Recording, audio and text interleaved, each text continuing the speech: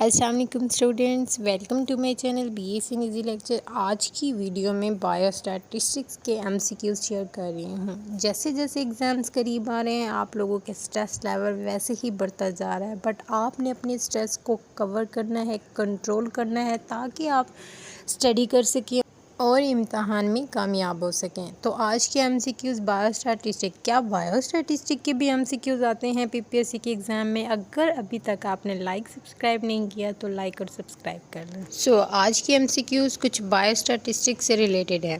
First MCQ है कि which of the following correlates highest correlation between variables. अब जब कोरिलेशन की बात आती है तो हमारे पास एक रेंज, एक मार्जिन आता है जो कि -1 से +1 के बीच में है। अब -1 और +1 में जो हाईएस्ट नंबर्स होंगे वही हमारा हाईएस्ट कोरिलेशन होगा बिटवीन वेरिएबल्स। तो इन ऑप्शंस में देखें कौन सा हमारा हाईएस्ट है।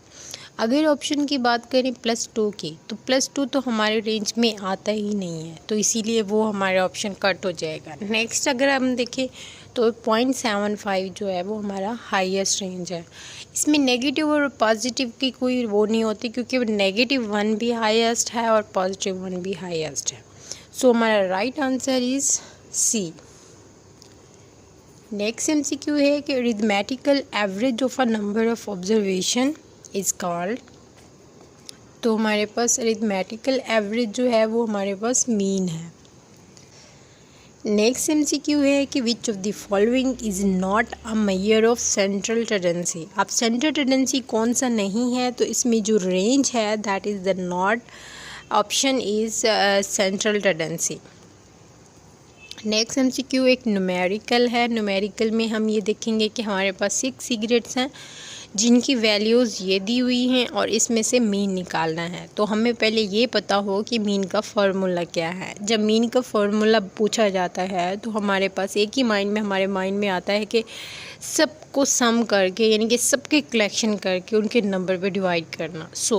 हम इन जितने भी डिजिट्स दिए हुए हैं इन सब का सम करेंगे, इनको प्लस करेंगे, ऐड करेंगे एंड देन इनको नंबर्स पे डिवाइड करेंगे और जो राइट आंसर होगा दैट इज़ 18.6, जो कि आप न्यूमेरिकली सॉल्व करके करेंगे तो आपको आसानी से समझ आ जाएगा। नेक्स्ट एमसीक्यू है the father of health statistic is.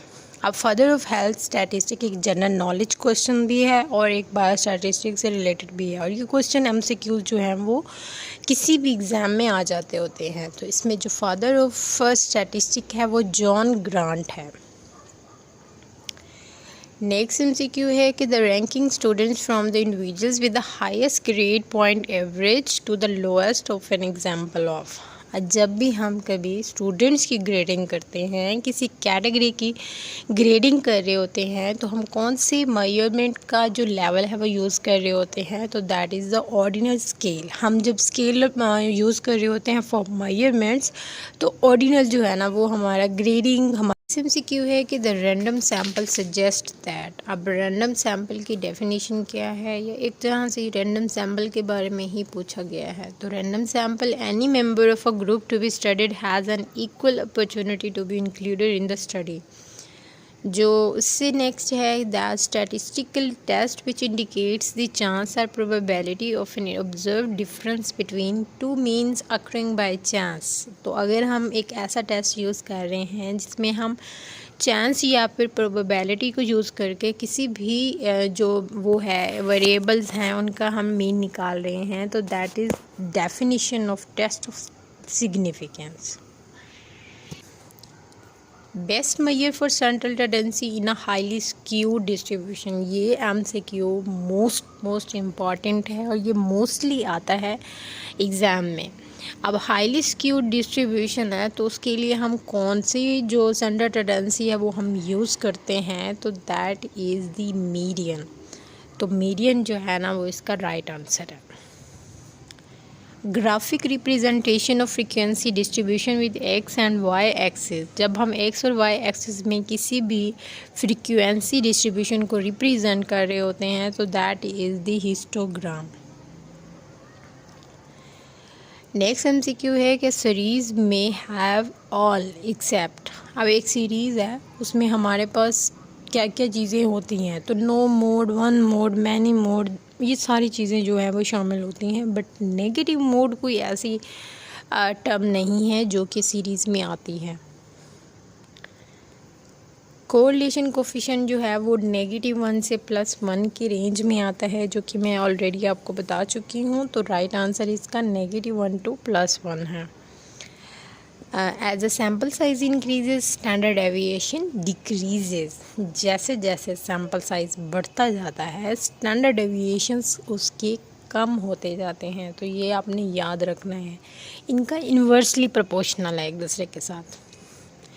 Next MCQ है कि 3/3 टेबल है जिसमें 3 कॉलम्स और 3 रोज़ हैं। आपने उसके डिग्री ऑफ फ्रीडम निकालना है। तो यस, डिग्री ऑफ फ्रीडम निकालने के लिए रो -1 और जो कॉलम है वो -1। तो हम रो और कॉलम में हम मैनेज जब करेंगे तो 3 - 1 और 3 - 1 में 2 2 आएगा आंसर। तो इसका राइट आंसर 4 है। Most of the values in data spread along with. तो कौन सी ऐसी वैल्यूज़ हैं जो कि अपना डाटा जो है वो अलॉन्ग विद डिस्ट्रीब्यूटेड होती हैं, स्प्रेड होती हैं। तो that is the right answer is mean.